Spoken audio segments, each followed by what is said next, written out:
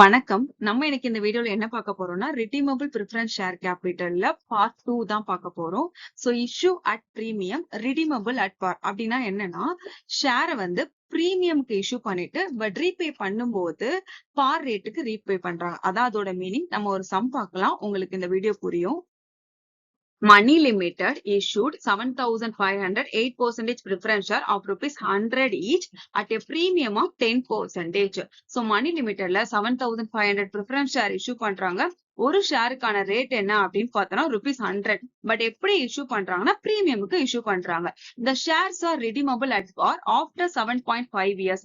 இந்த ஷேரை ரீபே பண்ணும் போது என்ன ரேட்டுக்கு ரீபே பண்றாங்கன்னா இந்த ₹100 தான் ரீபே பண்றாங்க. எப்போ குடுக்குறாங்க அப்படின்னு பார்த்தோம்னா 7.5 இயர்ஸ்க்கு அப்புறம். இந்த flotation cost are 5%.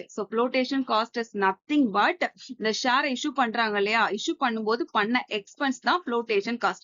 அது வந்து 5%. Compute the effective cost of redeemable preference share capital. எதை ஃபைண்ட் அவுட் பண்ண சொல்றாங்கன்னா cost of redeemable preference share capital find out பண்ண சொல்றாங்க. Okay, cost of redeemable preference share capitalோட ஃபார்முலா என்ன அப்படின்னு பார்த்தோம்னா D plus RV minus NP divided N whole divided RV plus NP divided 2 into 100. இதுதான் formula. இதுல நம்ம சப்ஸ்டிடியூட் பண்றதுக்கு முன்னாடி இதெல்லாம் நம்ம கண்டுபிடிக்கணும் என்னென்ன அப்படின்ட்டு. Dன்றது dividend. Okay, D equal to எத்தனை நம்பர் ஆஃப் ஷேரை இஷ்யூ பண்றாங்க, 7,500 ஷேர் இன்ட்டு ஒரு ஷேருக்கான ரேட் என்னன்னா ₹100. ரெண்டே மல்டிபிள் பண்ணா 7,50,000. அதுக்கு அவங்க எவ்வளவு டிவிடெண்ட் குடுக்குறாங்க அப்படின்னு பார்த்தோம்னா 8% டிவிடெண்ட் குடுக்குறாங்க. ஓகே, அப்ப 7,50,000 into 8% போட்டோம்னா 60,000 தான் டிவிடெண்ட். ஓகே, நெக்ஸ்ட் வந்து ஆர்வி ரிடம்ஷன் வேல்யூ கண்டுபிடிக்கணும். ஆர்வின்றது ரீபேயபிள்னு சொல்லலாம். ஓகேவா, திருப்பி குடுக்குறாங்க இல்லையா, அது எப்படி குடுக்குறாங்கன்னா 7,500 ஷேர் என்ன சொல்லிருக்காங்க அட் பார். அப்ப அட் பார்னா ₹100 தான் திருப்பி குடுக்குறாங்க. ஓகேவா, அப்ப 7,500 into 100 போட்டோம்னா 7,50,000 திருப்பி குடுக்குறாங்க. ஓகே, நெக்ஸ்ட் வந்து என்பின்றது நெட் ப்ரோசீட்ஸ்.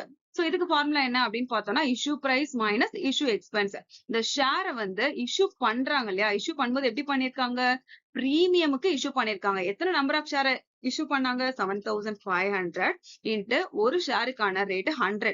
அதுல 10% பிரீமியம்ன்றது கம்பெனிக்கு ப்ராஃபிட், அதனால நம்ம ஆட் பண்ணிக்கிறோம். அப்போ 100 இன்ட்டு 10% போட்டோம்னா ₹10 பிரீமியம். அப்போ ஒரிஜினல் ரேட் வந்துட்டு 100. பட் ஆனா அவங்க இஷ்யூ பண்ணாங்க இல்லையா, அது என்னன்னா எக்ஸஸா ₹10 ஆட் பண்ணி இஷ்யூ பண்ணிருக்காங்க. அப்ப ரெண்டு ஆட் பண்ணோம்னா 110. ரெண்டு மல்டிபிள் பண்ணோம்னா 8,25,000க்கு இஷ்யூ பண்ணிருக்காங்க. ஓகே, இப்போ இஷ்யூ பண்ணாங்க இல்லையா, இஷ்யூ பண்ணது 8,25,000. இதுக்கு அவங்க பண்ண எக்ஸ்பென்ஸ் என்ன அப்படின்னு பார்த்தோம்னா 5%. அதுதான் இஷ்யூ எக்ஸ்பென்ஸ். ஓகே, அதுல 5% கண்டுபிடிச்சோம்னா 41,250. இது ரெண்டும் மைனஸ் பண்ணோம்னா 7,83,750 தான் நெட் ப்ரோசீட்ஸ். ஓகே, நெக்ஸ்ட் என்ன கண்டுபிடிக்கணும்னா என்னன்றது நம்பர் ஆஃப் இயர்ஸ், எத்தனை வருஷத்துக்கு அப்புறம் திருப்பி கொடுக்குறாங்கன்னா 7.5 இயர்ஸ்க்கு அப்புறம் கொடுக்குறாங்க. ஓகே, அதுதான் 7.5 இயர்ஸ் அப்படின்னு போட்டிருக்கேன். இப்போ நம்ம எல்லாத்தையும் கண்டுபிடிச்சிட்டோம். இத ஃபார்முலால சப்ஸ்டிடியூட் பண்ணலாம்.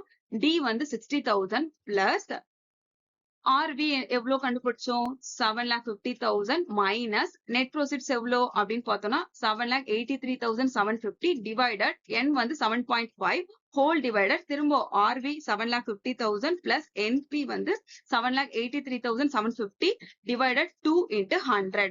ஃபர்ஸ்ட் நம்ம என்ன பண்ணலாம்னா இந்த பிராக்கெட் குள்ள இருக்க எல்லாத்தையும் முடிச்சிட்டு அப்புறமா 60,000 ஆட் பண்ணலாம். ஓகே, இது ரெண்டையும் மைனஸ் பண்ணோம்னா ஆன்சர் மைனஸ்ல வரும். அதோட 7.5 டிவைட் பண்ணோம்னா ஆன்சர் வந்து -4,500. ஓகே, டிவைடட் இது ரெண்டையும் ஆட் பண்ணிட்டு டிவைடட் 2 பண்ணோம்னா 7,66,875 into 100. இப்போ என்ன பண்ண போறோம்னா இதே ஆட் பண்ண போறோம். பட் ஆனா இங்க என்ன சிம்பிள் இருக்கு, மைனஸ் சிம்பிள் இருக்கு. அப்ப பிளஸ் இன்டு மைனஸ் என்ன அப்படின்னு பார்த்தோம்னா மைனஸ்.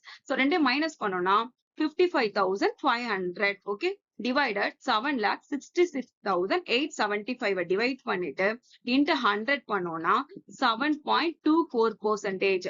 அப்ப இந்த cost of redeemable preference share capital எவ்வளவு வந்து எக்ஸ்பென்ஸ் ஆயிருக்குன்னா 7.24%. ஓகே, இதுல நம்ம நோட் பண்ண வேண்டிய ஒரு விஷயம் என்ன அப்படின்னு பார்த்தோம்னா கம்பெனியோட பாயிண்ட் ஆஃப் வியூல வந்து நம்ம யோசிக்கணும். கம்பெனி வந்து ரெடிமபிள் டிபெஞ்சரா இருக்கட்டும், இல்ல இர்ரெடிமபிள் டெப்டா இருக்கட்டும், இர்ரெடிமபிள் ப்ரிஃபரன்ஸ் ஷேரா இருக்கட்டும், இல்ல ரெடிமபிள் ப்ரிஃபரன்ஸ் ஷேரா இருக்கட்டும், எதுவா இருந்தாலும் சரி ஷேர் ஹோல்டர்ஸ்க்கு கம்பெனி என்ன கொடுக்கும்னா டிவிடெண்ட் கொடுக்கும். பட் ஆனா டிபெஞ்சர் ஹோல்டருக்கு கம்பெனி என்ன பே பண்ணா இன்ட்ரெஸ்ட் பே பண்ணும். அது வாங்குற பர்சனுக்கு வந்து அது பெனிஃபிட். ஆனா குடுக்குறாங்க இல்லையா, அந்த பர்சனோட பாயிண்ட் ஆஃப் வியூ இருந்து யோசிச்சோம்னா அது காஸ்ட். இந்த காஸ்ட் வந்து என்ன அப்படின்னு பார்த்தோம்னா மேக்சிமம் 20% மேல யாரும் வந்து செலவு பண்ண மாட்டாங்க. உங்களோட ஆன்சர் வந்து பிலோ 20%. ஏன்னா 20%ன்றது அதிகம், பட் அதுக்குள்ளதான் உங்க ஆன்சர் வரணும். நிறைய பேர் பண்ற மிஸ்டேக் என்னன்னா ஆன்சர் வந்து அபோவ் 20க்கு மேல போகுது. அப்படி இருந்ததுன்னா நீங்க சம்ல ஏதோ மிஸ்டேக் பண்ணிருக்கீங்க அப்படின்னு அர்த்தம். ஓகேவா? அதை கண்டுபிடிக்கிறதுக்கு இது ஒரு ட்ரிக்ஸ். Okay, thank you.